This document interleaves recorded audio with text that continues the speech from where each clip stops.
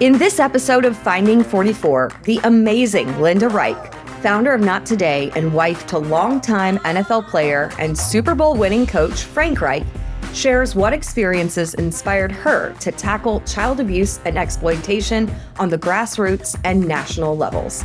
I've adored the Reichs since their days with the Colts, but their work to generate awareness, initiate prevention strategies, and assist in the development of innovative programs for sexually abused, exploited, and trafficked children took my respect to a whole new level. Linda's passion for this often under-acknowledged epidemic is undeniable and forcefully shines a light on the lifelong effects victims of these heinous crimes endure. As a parent, advocates like Linda and the resources Not Today provides, though uncomfortable, are critically important, and I'm so thankful for her time and passion for the cause. Listeners, champion for change, Linda Reich. Linda, I love getting a chance to catch up with you because we go back many years. So for everyone who's joining in on the podcast, I want them to know that you and I connected many years ago when Not Today was still a vision, as you were, you and your husband, Frank, were just getting this initiative going. And I have long admired the vision that you have. And it's been such a joy to follow what you and Frank have created and built and the impact that you're having. And I know many people are probably familiar with Frank and his career in the NFL as a player and as a coach. And what they may not be aware of is for so many NFL families, the sacrifices that you all make to support the careers that they have in football. But you have been so impressively able to navigate and pursue your own endeavors in tandem with Frank's career. How have you navigated your own career alongside raising 3 daughters, and then you became a registered nurse and you completed a master's in divinity alongside this as you were in, progress of creating Not Today? Well, thank you, Lara, and just so great to see you again and reconnect. It's really, really special. And we do go back a long way. Mm-hmm. And, it's so interesting how the perspective of everyone is so different. For us and for me and our family, it's always been living outside of ourselves. God has given us a platform through coaching and through the NFL and opportunities that people don't always get. So we wanted to really invest not only in local community, but others outside of ourselves just to make an impact. And has it been a juggle? Yes, it has been a juggle, but it's been a worthwhile juggle just to see lives transformed and feeling like we're making a difference, not just in our personal lives, but in people who we connect with. And that's what makes life special for us, just to be able to give back and to say, how can we serve a community and how can we make everybody better as a result? And awareness is such a huge aspect of what you are doing with Not Today. How were you first made aware of how prevalent child exploitation is, and what led you all to address such a prevalent yet, under-recognized issue? It goes way, way back in my formative years of knowing a young girl in high school, a very well-to-do young girl in high school, 5th, 6th grade, who I found out she was being trafficked by her brothers in a community. And then through very young age, then through middle school, through high school, college, my college roommate had experienced sexual abuse as a child. Then when we first moved to Buffalo, my best friend, I learned she was sexually abused as a child. Then our realtor that sold us our first house in one of the cities we lived in found out she was sexually abused as a child.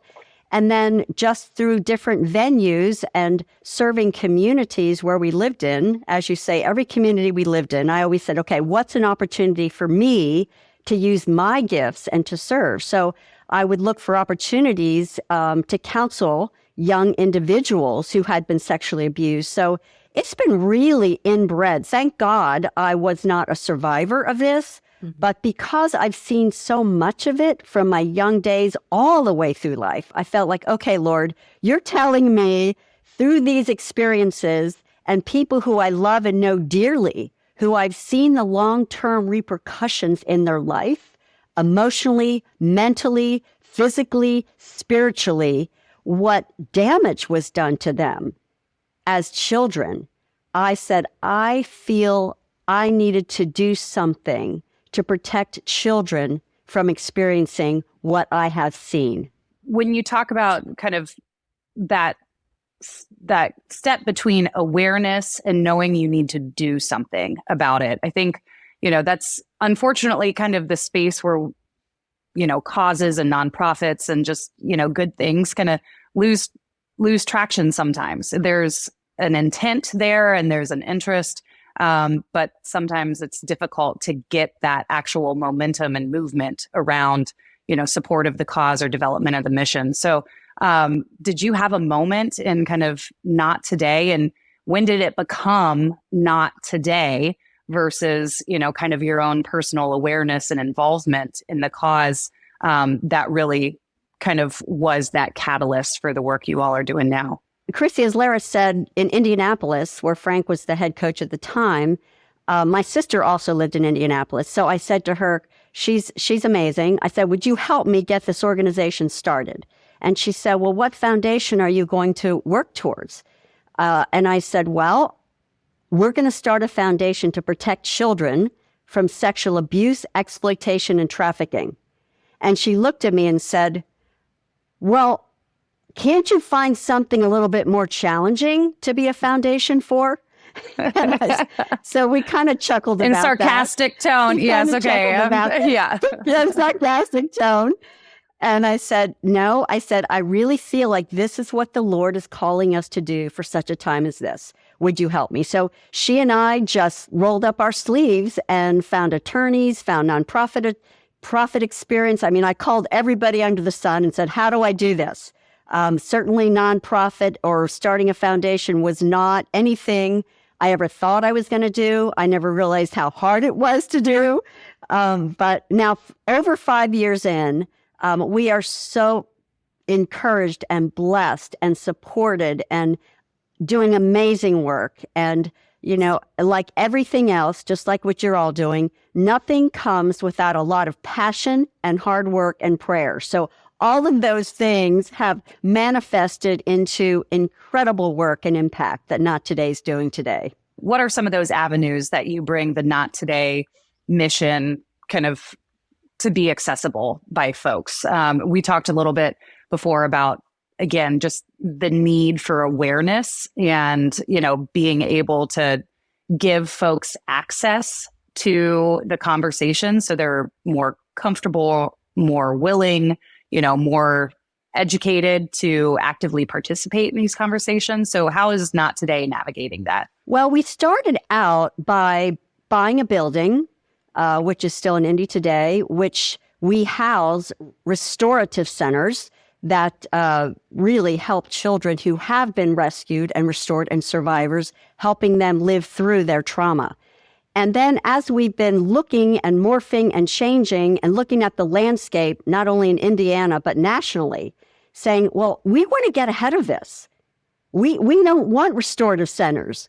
We want to see how we can protect communities and children so they don't have to deal with all the negative repercussions of being sexually abused. So we've kind of evolved now in a major way to being a catalyst for prevention and really working to get ahead of sexual abuse, exploitation, and trafficking before it even begins. So it's interesting, in statistics, less than 5% of public child welfare funding goes to prevention. And it is something that can be prevented if counselors, teachers, communities, service providers, parents, any childcare provider, coaches, if they know what to do, what to look for, and how to help, this can be prevented when children know how to protect themselves. Any red flags that adult childcare providers can be aware of, it can be prevented. And that's where we're focusing today. I love that idea in the initiative again towards prevention and not just stepping back and saying, oh, it's okay that we address the problem after it's already happened. We're going to try to address it and keep it from happening. One of the things that I guess I realize as you're talking about this is probably that I'm misinformed, as I assume many people are, in terms of what sex trafficking actually is, and how is it defined and how is it identified, and who could be victim to that. In my mind, it's the movie, right? You're taken in the middle of the night and you're taken overseas and never seen again. But I think that that's a very dramatized interpretation of it. So can you talk to us about how it does actually affect our communities every day? Well, Chrissy, you are very apt on that point, and that's a misconception that we have been trying to abolish since it started. Sexual abuse and exploitation is so primal to our communities, it's frightening. And there are no exceptions. It's the urban areas, it's the suburban areas, it's the high economic areas, it's the low economic areas. It's multicultural every single area of our culture is impacted. And it is not the, really refined cases of the movies that you see hyperbolized. It's happening every day in neighbors and communities that people would be shocked to find out it's their neighbor next door in a very high socioeconomic community. So that's something that we're really trying to show that, we need to really get embracing communities to realize the gravity of this and the holistic nature of every community. And this is happening because 90% of every child who is sexually abused happens from someone that they know, very dear to them, within a family, within a coach, within a friend, within a neighbor, and very pervasive. This is a topic that a lot of people maybe don't want to discuss, or they shy away from having uncomfortable conversations surrounding this issue. When you think about advocating for children, so many people are ready to advocate when you're talking about, children battling other types of issues. How have you navigated some of the difficulties or some of the obstacles, the barriers that there are in people who, maybe do not want to address this topic as prevalently as it needs to be, and navigated bringing this more so to the forefront to help the awareness and help the education? Because that's so much of where this starts, is just bringing it to the forefront and making sure that people are conscious of exactly what's going on and aware and able to look out for exactly what's happening within their own communities. Well, there's no doubt, Lara, and that's one of the objectives of Not Today, one of our missions, because it is a silent epidemic in our community. People don't want to talk about this. People can't even believe, and parents, they don't want to think that it could happen to their children because it is so traumatic and so horrific. I mean, being in this for over 5 years now and talking to almost everybody nationally about what's going on in this silent epidemic with sexual abuse and exploitation of children in our country, people can't even believe it's happening. They don't want to think it's happening. So we are highlighting and saying, look, it's a big deal. And it is disturbing communities. How can children who have been mentally and emotionally altered, it's like PTSD when people go to war and come back. These children have serious mental, emotional issues. It's estimated $9.3 billion lifetime economic impact in our country, restoring children mentally and emotionally and physically into adulthood who have been sexually abused. It is something that it doesn't go away. I say it's like when people go to war and they get shrapnel embedded in their bodies, these children and adults get emotional shrapnel embedded in their hearts and minds that does not go away. It impacts their personal life. It impacts their relationships with individuals. And emotional trauma does not happen in a vacuum. Everybody around gets impacted. Loved ones, spouses, communities. When people are so impacted and emotionally traumatized, they cannot do what you're doing and we're doing as well if they're not restored. They cannot be benevolent. They don't have the capacity to give back and to do what you all are doing in 44 Project, or Not Today, or these other amazing communities. Linda, I love how passionately you speak about this, and having the privilege of knowing your family, knowing your 3 beautiful daughters, and now your grandmother as well. How has your awareness of this impacted how you parent, or maybe how you lead now your daughters in through parenthood, and maybe some of those things that have influenced just your family in general? Well, very early on, because I was so unfortunately privy to this issue from a very young age all the way through. And the NFL is, we call it, say, not for long. We probably moved close to 36 times in playing and coaching career. So we've lived in a lot of different cities. And I've always had this spotlight in my mind to protect my children. Every city you move into, every new house, every new community. Can your daughter or child come over for a play date? What's it look like? So I was that mom that would call the parents and say, do you have firearms in your house? Do you have older siblings in your house? Is your husband going to be home? So I was that mom that my children would always say, oh, Mom, this is so embarrassing. But that's just because I knew stuff happens. I was that mom. So one of the first things we did when we started Not Today, we collated, we interviewed physicians in this arena, attorneys in this arena, doctors in this arena, just so many individuals who've been working in this space for so long. And we put together a parent and child care prevention model that we put in a consumable guide, which we now have online for nottoday.org. People can download it for free.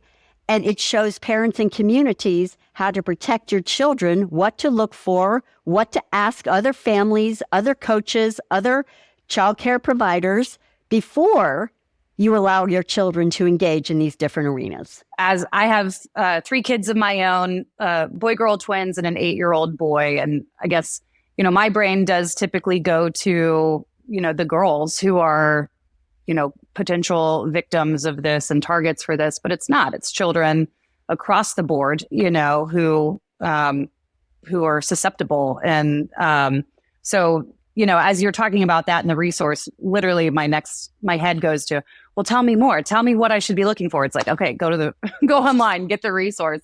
And I think just as parents, being willing to step into that uncomfortable place and say, well, which conversation would you rather have? For the proactive conversation with the parent on the other end, or the reactive conversation with your child and their medical provider on the back end to say, I don't know how this happened. I'm sorry I didn't protect you better. Along the lines of resources, not just the consumable kind of guide, but Your Not Today is working on investing some funds in canine detection. And that just concept is so interesting to me. How does that work? Tell us more about this canine initiative. Well, as we were doing research and really focusing more on prevention and working with service providers in the community, in particularly ICAC units, which are internet crimes against children. They are the first responders, if you will, when cyber tips come in, or if people call and say, hey, something's happening next door to I'm concerned. Would you check it out? So through various researches and working with community service providers and child advocacy centers, which we call CACs, and working with them directly, we saw that there are ways to assist and prevent. And interestingly enough, in Indianapolis, there's an area that they work on really enabling dogs and teaching dogs to scent on this very unique acid that is in all SIM cards and computers. And they scent on it, they train on it. So when these investigators go in, they get a tip and they go in to say, okay, we heard that somebody is potentially harboring, trafficking, taking pornographic photos and videos of children in those homes. They can't find some of these small files because they're hidden. They hide all these thousands of files that they have of videotaping children doing these horrific acts. So these dogs go in with the ICAC investigators now, Chrissy, and they can sniff out and detect the acid, where these investigators can't find these places that these nefarious individuals hide these disgusting files of children. These disgusting files of children, so they will sniff out under floorboards. We have even they found them in refrigerator cans, taped under pineapple cans in refrigerators. And these dogs sniff them out in air vents, in places that people wouldn't even think to look.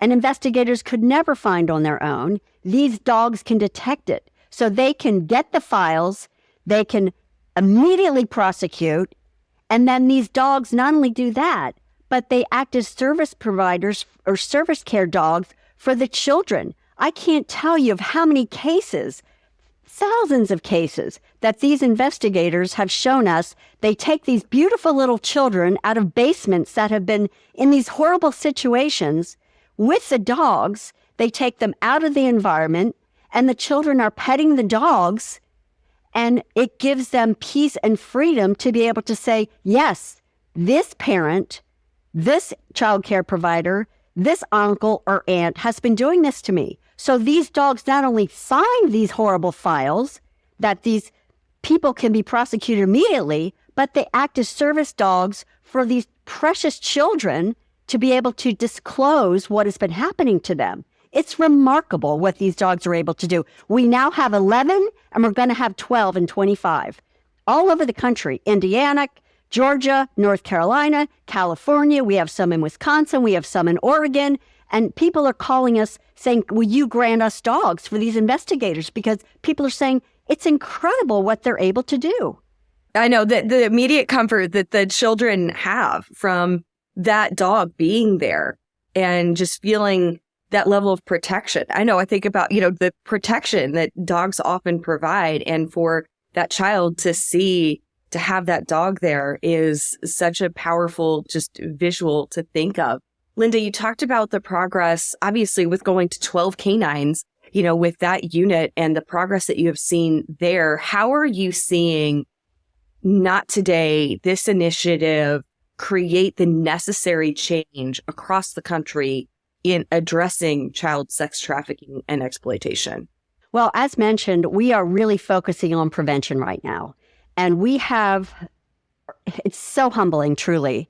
We have received national attention. People are coming to us now to look as the standard bearer.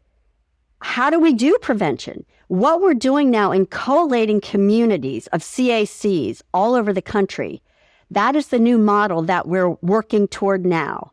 We're working toward putting together a model, going into states. We put it together in Indianapolis. We have the rubric.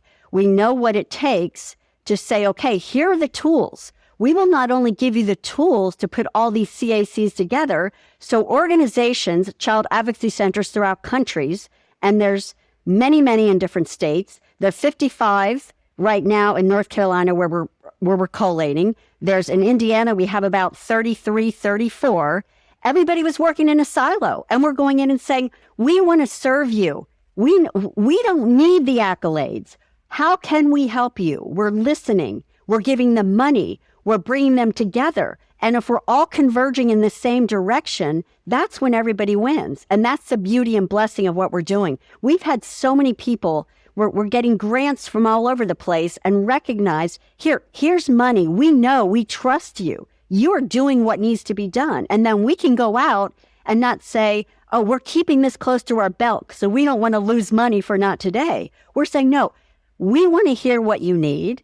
We're investigating. We're not only investigating, we want to give you a model so you can replicate it. And we're not only giving you the model, we're going to give you access to our marketing, access to our technology, access to granting dollars. So you have sustainable dollars to make this happen in your communities. We're not going to go in and tell you what to do.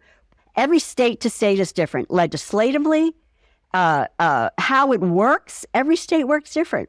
We don't want to tell you what to do. We want to curate what you need and help you get to where you need to get to be the most proactive, efficient in your communities to prevent this horrific crime in your personal state.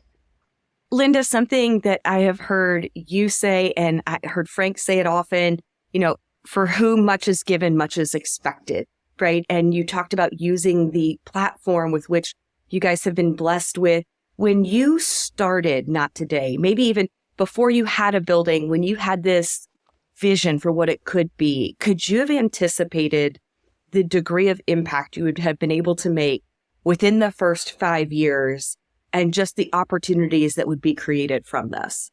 I truly, Lara, never in a million years did I believe we would be where we are right now doing what we're doing. And as mentioned before, there has been so much prayer going into this, and we are prayer and a lot of work and a lot of time and a lot of energy and a lot of heartache and a lot of tears, finding out way more than we want to know about what's happening. And sometimes I can barely breathe when I hear when these ICAC units and they're telling us what they're doing and the number of children, what's happened to them. Like I can barely breathe sometimes what we're doing because I hear this horrific stuff all the time. But that being said, it empowers me more now than ever when I hear what we can prevent from children getting to that horrible space, about what we can do to get ahead of this. I never would have believed. It's humbling and it's a lot of work, but like anything else, to be able to see the impact that we're making and these precious children being rescued and protected from these horrible things. And Chrissy mentioned something that I just want to reiterate. What we know about right now is 1 in 4 boys are impacted, 1 in 4 girls are impacted, and 1 in 6 boys have been impacted. And that is such an old statistic. Children half the time never disclose until they're adults. I've had so many adults come to me in their 40s, 50s, 60s saying, I never told anybody what's happened to me ever in my past, but I want you to know what you're doing. That's happened to me. And this is the stuff I've had to deal with personally as a result of being abused as a child. And more boys today, it's becoming equal. I mean, those statistics are so old because we don't even know. Children don't even ever disclose or tell people. They're ashamed. They're embarrassed. They think they were part of it. They did it. And then they're manipulated.